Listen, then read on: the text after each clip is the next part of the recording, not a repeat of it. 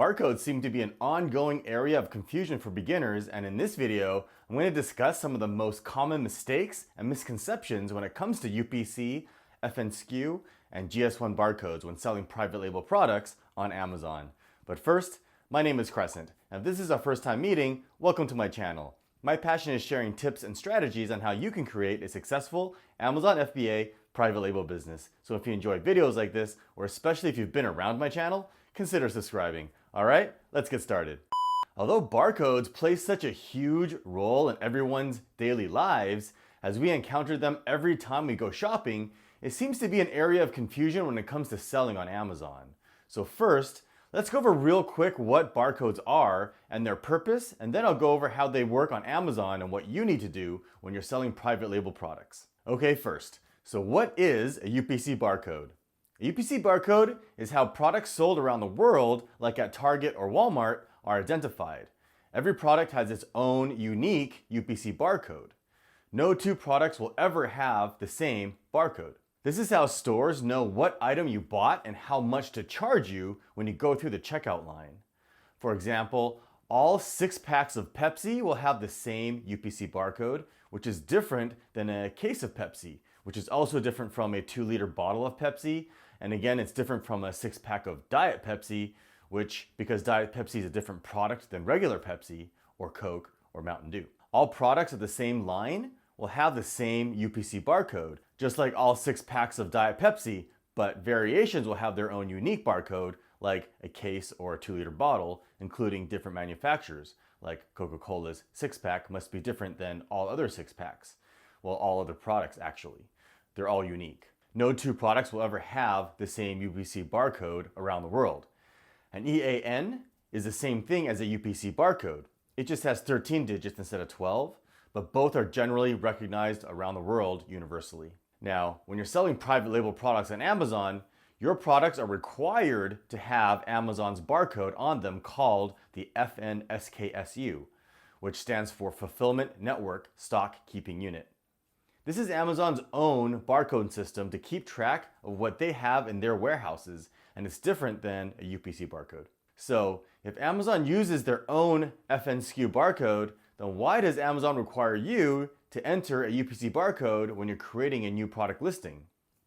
When you're selling private label products, you're selling generic products that you're having manufactured by your supplier, which will not have a UPC barcode tied to them to identify what they are and who they belong to.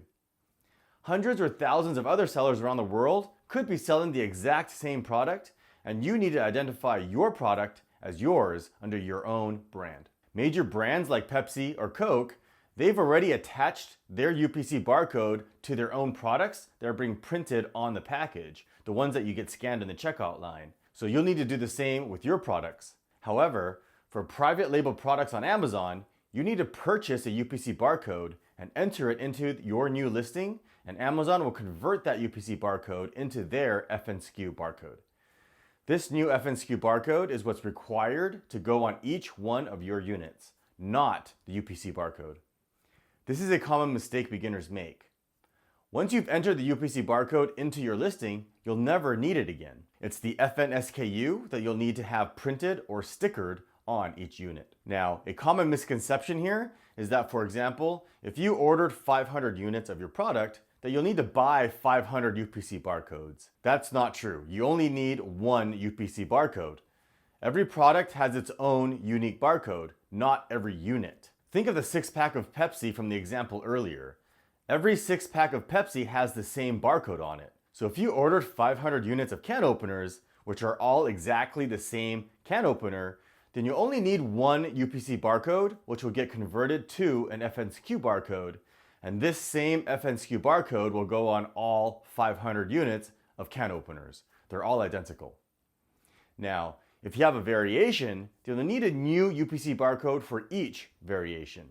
Again, just like the 6-pack of Pepsi versus the case pack, if you ordered 500 units of stainless steel can openers and 500 plastic can openers, that's 2 variations, so you'll need 2 UPC barcodes, one for each variation. And again, they'll get converted into 2 FNSKUs, one for each variation. One FNSKU will go on the stainless steel units, and the other FNSKU will go on the plastic units. Additionally, if you created a bundle, you don't need to purchase a UPC barcode for every item inside your bundle. You only need one barcode for the entire bundle. When you buy a case of Pepsi, the clerk doesn't open the case and scan all the individual cans inside. They just scan the one barcode on the outside of the box. Make sense? Now, if you're doing retail arbitrage, which means you're buying products from Target or Walmart and flipping them on Amazon, they're already going to have the manufacturer's UPC barcode on them. So if you wish to co-mingle your units with other people's, then you don't need to put the FNSKU on each unit. However, I don't recommend commingling since you don't know the condition of the units that other people are sending into Amazon. So don't commingle. This will require you to put the FNSKU on each unit so Amazon knows which units are yours. In this case, you'll need to cover up the UPC barcode so there's no confusion when someone goes to scan the barcode on the package. You don't need to buy a UPC barcode when you're doing arbitrage. You only need to buy a UPC barcode if you're doing private label. Alright, so where do you buy UPC barcodes? There's some controversy over this and how people interpret Amazon's terms of service. It says here that UPC barcodes are verified against the GS1 database, and Amazon recommends that you buy directly from GS1 and not from third-party sellers.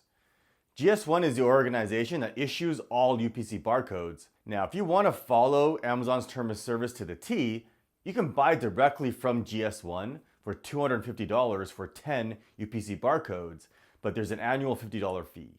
Or in my opinion, you can buy them from established third-party resellers like Nationwide Barcodes or Barcodes Mania for around $10 each.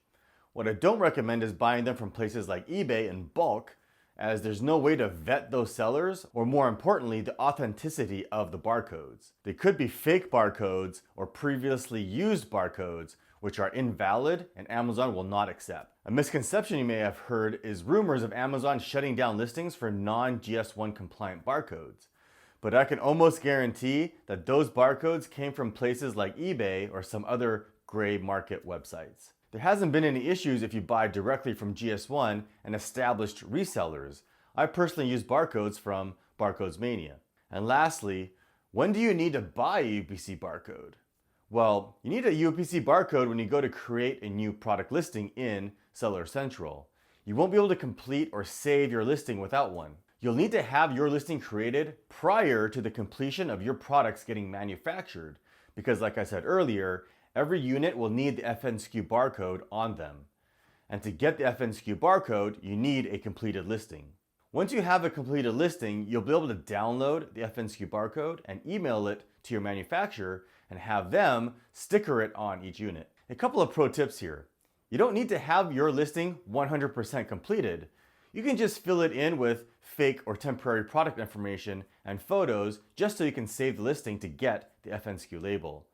You can go back and edit the listing with the actual title, description, bullet points, and photos later.